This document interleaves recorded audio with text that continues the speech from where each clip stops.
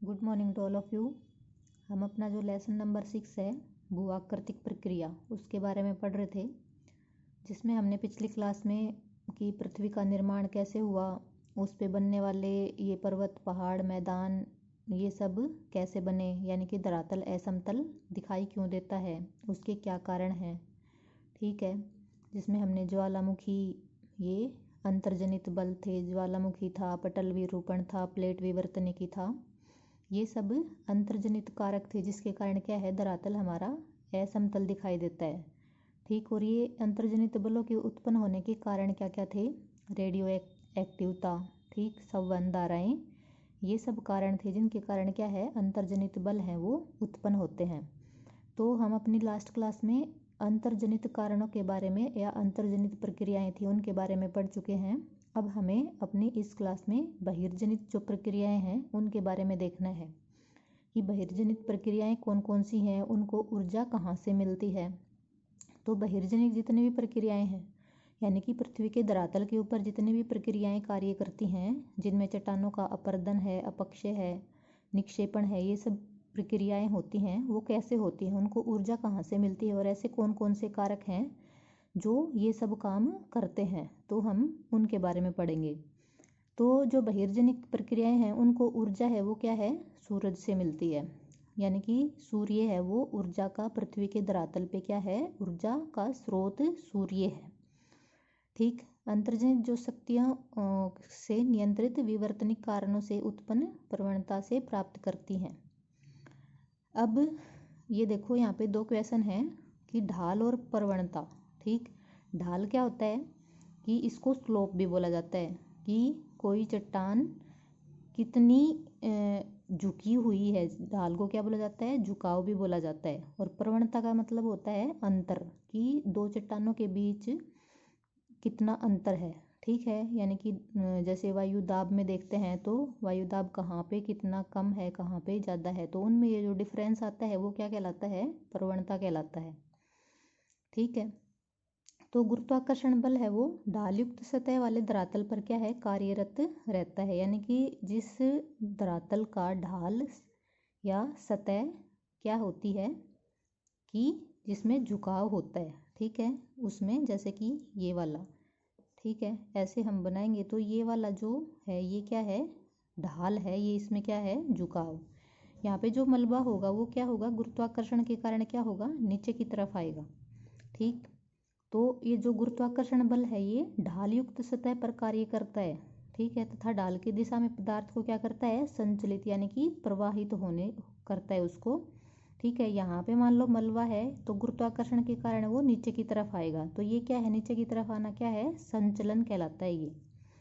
प्रति इकाई क्षेत्र पर अनुप्रयुक्त बल को क्या बोलते हैं, प्रतिबल या स्ट्रेस। ठीक, ठोस पदार्थों में प्रतिबल धक्का या खिंचाव से उत्पन्न होता है। ठीक है, इससे विकृति प्रेरित होती है। धरातल के पदार्थों के सारे सक्रिय बल अपरूपण प्रतिबल या विलगकारी बल होते हैं। धरातल के पदार्थों के सारे यानी कि जो ठोस पदार्थ है उनमें जो बल है वो धक्का या खिंचाव के कारण काम करता है। ठीक है, यही प्रतिबल सेल और धरातल के पदार्थों को क्या करता है, तोड़ता है। अपरूपण प्रतिबल का परिणाम कोणीय विस्थापन या विसर्पण या फिसलन होता है। ठीक है, ये जो चित्र है ये ध्यान से देखना है, पिछली बार यही चित्र था, इसमें से ही क्वेश्चन पूछा गया था, यही चित्र ऐसे ही बना के दिया गया था। ठीक है, तो जो अनाच्छादित प्रक्रियाएं हैं वो देखो, प्रक्रिया, अपक्षय, वृत्त संचलन, अपर्दन और परिवहन। अब इनके कारण कौन कौन से हैं जिनके कारण ये घटित होती हैं। प्रेरक बल या ऊर्जा क्या है, गुरुत्वाकर्षण बल, आणविक दबाव और रासायनिक प्रक्रिया। वृत्त संचलन क्या होता है, गुरुत्वाकर्षण बल के कारण। और अपर्दन और परिवहन क्या है, गतिज ऊर्जा के कारण ये प्रक्रियाएं कार्य करती हैं। तो पिछली बार जो क्वेश्चन पूछा गया था वो पूरी टेबल ऐसे ही दी गई थी, उसमें ये कॉलम था ये खाली छोड़ दिया गया था। ठीक है, तो वृत्त संचलन है वो क्या है, गुरुत्वाकर्षण बल के कारण होता है। तो ये अच्छे से ध्यान रखना है कि ये प्रक्रियाएं कैसे होती हैं और प्रेरक बल उनको कौन कौन से जो बल हैं जो उन क्रियाओं को करने के लिए सहायता प्रदान करते हैं या ऊर्जा प्रदान करते हैं। ठीक है, ये देखो अनाच्छादित प्रक्रियाएं और उनके प्रेरक बल। अब देखो, धरातल के पदार्थ गुरुत्वाकर्षण प्रतिबल के अतिरिक्त आणविक प्रतिबलों से भी क्या होते हैं, प्रभावित। आणविक प्रतिबल ये होता है, आणविक प्रतिबल का क्या मतलब होता है कि दो जो चट्टान है उसके जो अणु है उनके बीच में कितना गैप है, ठीक है, तो वो क्या कहलाता है, आणविक प्रतिबल। जो कई कारकों जैसे तापमान में परिवर्तन, क्रिस्टलन एवं पिघलन द्वारा उत्पन्न होते हैं, ये सब भौतिक प्रक्रियाएं हैं, इनके बारे में आगे पढ़ेंगे, ठीक है, अपक्षय में पढ़ेंगे। रासायनिक प्रक्रिया सामान्यतः कणों के बीच के बंधन को क्या करती है, ढीला करती है। कैसे कि जैसे कि पानी है वो चट्टानों में रिस रिस के नीचे जा रहा है, ठीक है, और चट्टानें हैं वो चूना पत्थर की हैं, तो जो चूना पत्थर है, ठीक है, कैल्शियम कार्बोनेट, वो जल के संपर्क में आता है तो क्या होता है, घुल जाता है, और चट्टानों के बीच में क्या है, जगह बन जाती है, जिसके कारण उनका क्या होने लगता है, अपरदन होता है, ठीक है। तो ये क्या है, रासायनिक प्रक्रियाएं हैं। इसके अलावा और क्या है, विलय पदार्थों को घुला देते हैं। इस प्रकार धरातल के पदार्थों के पिंड में प्रतिबल का विकास अपक्षय, वृत्तक्षरण, संचलन, अपरदन एवं निक्षेपण का क्या है, मूल कारण। ये सारे क्या हैं, अपरदन के परिणाम है या भाग हैं ये सारे।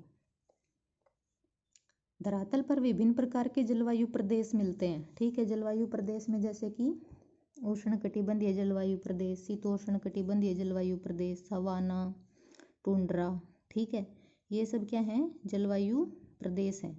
इसलिए बहिर्जनिक भूआकृतिक प्रक्रियाएं भी एक प्रदेश से दूसरे प्रदेश में क्या होती हैं, भिन्न होती हैं। यानी कि जो तुम्हारा मरुस्थलीय क्षेत्र होगा वहाँ पे क्या है कि जो बहिर्जनिक भूआकृतिक प्रक्रियाएं हैं वो अलग होंगी, ठीक है, वहाँ पे भौतिक अपरदन, चट्टानों का भौतिक अपरदन क्या होगा, ज़्यादा होगा। जहाँ पे चूना पत्थर की से निर्मित चट्टानें होंगी वहाँ पे रासायनिक अपरदन ज़्यादा होगा, ठीक है। तो तापक्रम तथा वर्षण दो महत्वपूर्ण जलवायुविक तत्व हैं। जलवायु के दो महत्वपूर्ण तत्व कौन से हैं, तापमान और बारिश, जो विभिन्न प्रक्रियाओं को क्या करते हैं, नियंत्रित। सभी बहिर्जनिक भूआकृतिक प्रक्रियाओं को एक सामान्य शब्दावली अनाच्छादन के अंतर्गत रखा जाता है। इसमें देखो, अनाच्छादन का शाब्दिक अर्थ क्या है, निरावृत, स्ट्रिप ऑफ करना या आवरण हटाना। यानी कि चट्टान है मान लो ये, इसके ऊपर जो अपक्षय अपरदन भौतिक, रासायनिक और जैविक क्रियाओं के कारण जो मलबा ढीला हो गया उसको क्या कर दिया, उसको हटा दिया, ठीक है, वो क्या हो गया, अनाच्छादन।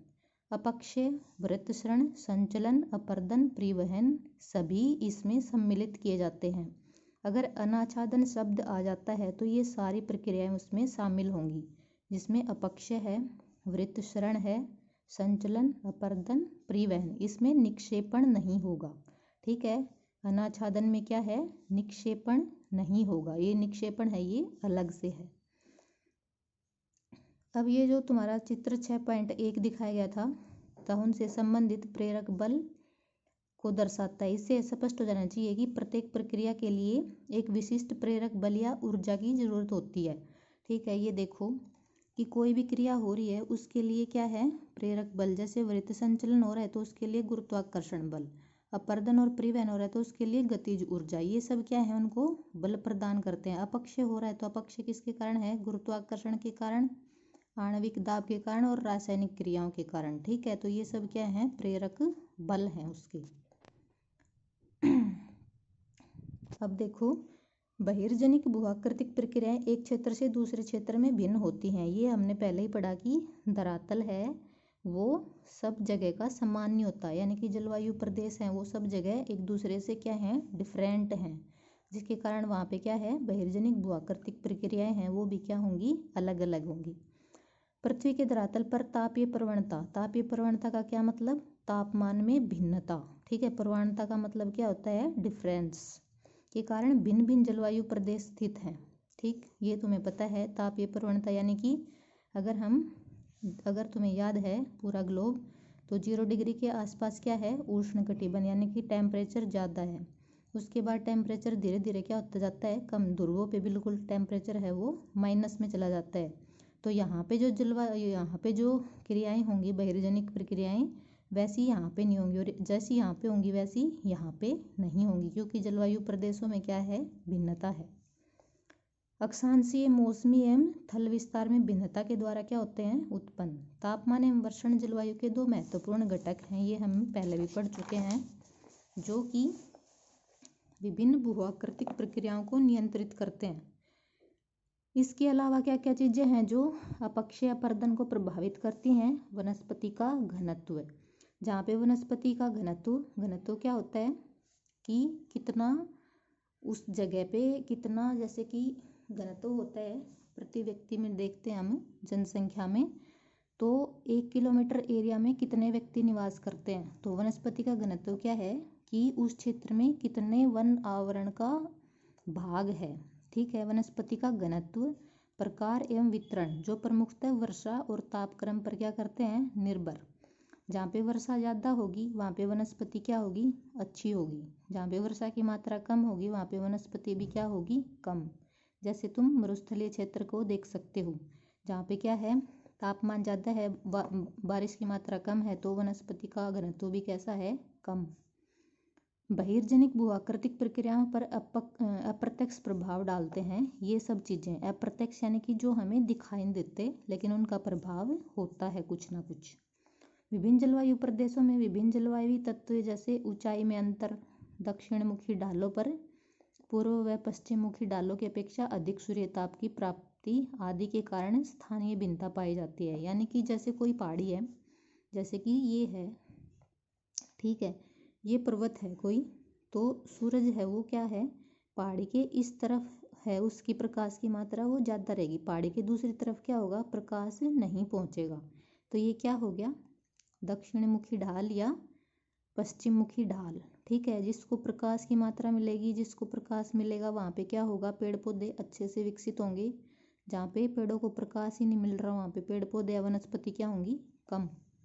ठीक, सूर्यताप आदि के कारण स्थानीय भिन्नता पाई जाती है। पुनः वायु का वेग एवं दिशा, वर्षण की मात्रा एवं प्रकार, इसकी गहनता, वर्षण एवं वाष्पीकरण में संबंध, तापक्रम की दैनिक श्रेणी, हिमकरण व पिघलन की आवृत्ति, ठीक है, इत्यादि में अंतर के कारण किसी भी जलवायु प्रदेश के अंदर भूआकृतिक प्रक्रियाएं क्या होती हैं, भिन्न भिन्न होती हैं। तो ये सब कारण पढ़े हमने, क्या भूआकृतिक प्रदेशों में भिन्नता कैसे आती है, तो ये सब कारण क्या है उसके लिए जिम्मेदार हैं। ठीक है, अब आगे देखो, यदि जलवायविक कारक समान हो तो बहिर्जनिक भूआकृतिक प्रक्रियाओं के कार्यों की गहनता शैलों के प्रकार एवं संरचना पर क्या करती है, निर्भर। ठीक है, यदि ये जलवायविक कारक समान हो, यानी कि जो हमने ऊपर पढ़े हैं ये सारे तो एक जैसे ही हैं उस एरिया में, तो वहाँ पे क्या ऐसी चीज़ है कि जो अपर्दन और अपक्षय के लिए जिम्मेदार है। तो वहाँ पे हम देखेंगे क्या, चट्टान है उनके प्रकार, यानी कि वहाँ चट्टानें किस टाइप की हैं, आगन्य है, अवसादी है, कायांतरित है, और उनकी संरचना यानी कि उनकी बनावट कैसी है, कठोर है, कोमल है, कैसी चट्टान है। ठीक है, संरचना में क्या है, वलन, भ्रंश, संस्तर का पूर्वाभिमुखीकरण, झुकाव, जोड़ों की उपस्थिति या अनुपस्थिति, संस्तरण तल, घटक, खनिजों की कठोरता या कोमलता तथा उनकी रासायनिक संवेदनशीलता, पारगम्यता या अपारगम्यता इत्यादि माने जाते हैं। ठीक है, चट्टानों की ये संरचना और क्या है, प्रकार में ये सब चीज़ें आएंगी। ठीक है, चट्टानों में वलन कैसा है, उनमें भ्रंश कैसा है। भ्रंश पीछे हमने पढ़ा था कि जब दो चट्टानें जब दो प्लेटें एक दूसरे से दूर जाती हैं तो भ्रंश पैदा होता है। ठीक है, संस्तर का पूर्वाभिमुखीकरण यानी कि सूर्य के सामने पड़ते हैं कि नहीं। ठीक है, चट्टानों में झुकाव कैसा है, जोड़ों की उपस्थिति, यानी कि जो धरातल है उसके ऊपर पानी बह रहा है, अगर चट्टानों में जोड़ होंगे तो पानी रिस के क्या होगा, नीचे जाएगा। अगर चट्टानों में जोड़ नहीं है तो पानी है वो बहता रहेगा। ठीक, उसके बाद क्या है, घटक, खनिजों की कठोरता या कोमलता, यानी कि वहाँ पे जो खनिज मिलते हैं, जैसे कि सबसे कठोर खनिज कौन सा था, हीरा। ठीक है, और सबसे मुलायम टैल्कम पाउडर। ठीक है, ये कठोर और कोमल चट्टानें थी। तो वहाँ पे हम देखेंगे चट्टान कैसी है। ठीक है, उनकी रासायनिक संवेदनशीलता, यानी कि वो रासायनिक अभिक्रियाएं उनमें कैसी होती हैं। पारगम्यता, या चट्टानें पारगम्य यानी कि जिसके आर पार देखा जा सके वो क्या होता है, पारगम्य, और जिसके आर पार न जाया जा सके वो क्या होता है, अपारगम्य। तो ये सब चीज़ें हैं जो क्या करती हैं, बहिर्जनिक कारकों को बल प्रदान करती हैं अपक्षय या अपर्दन के लिए। ठीक, तो आगे क्या है, विभिन्न प्रकार की शैलें अपनी संरचना में भिन्नता के कारण भूआकृतिक प्रक्रियाओं के प्रति विभिन्न प्रतिरोध की क्षमता प्रस्तुत करती हैं। एक विशेष सेल एक प्रक्रिया के प्रति प्रतिरोध पूर्ण तथा वही दूसरी प्रक्रिया प्रतिरोध रहित हो सकती है। यानी कि एक विशेष सेल एक प्रक्रिया के प्रति, यानी कि जो चट्टान है, मान लो आगन्य चट्टान है तो वो प्रतिरोध उत्पन्न करेगी, अवसादी चट्टान है तो वो क्या करेगी, प्रतिरोध से रहित होगी। ठीक, विभिन्न जलवायु दशाओं में एक विशेष प्रकार की शैलें भूआकृतिक प्रक्रियाओं के प्रति भिन्न भिन्न अंशों का प्रतिरोध प्रस्तुत करती हैं। ठीक है, तो भूआकृतिक प्रक्रियाओं का प्रभाव थोड़ा व मंद होता है तथा अल्पावधि में अनवगम्य हो सकता है। दीर्घावधि में यह तत्व श्रांति के कारण सेलों को तीव्र रूप से प्रभावित करता है। ठीक है, उसके बाद क्या है, ये सब क्या है, भूआकृतिक, कुछ बहिर्जनिक भूआकृतिक प्रक्रियाओं को यहाँ दिखाया गया है, जिसमें हम आगे पढ़ेंगे अपक्षय के बारे में। ठीक है, अपर्दन के बारे में, और वो कैसे होता है, इनमें हम पढ़ेंगे भौतिक अपक्षय, रासायनिक अपक्षय और जैविक अपक्षय के बारे में अपनी अगली क्लास में। तो ये जो क्लास थी इसमें बताया गया है कि जो अपक्षय और अपर्दन के लिए जो कारक हैं कौन कौन से हैं, चट्टानों की प्रकृति कैसी होनी चाहिए, उनको ऊर्जा या बल कहाँ से मिलता है, ये सब इसमें बताया गया है।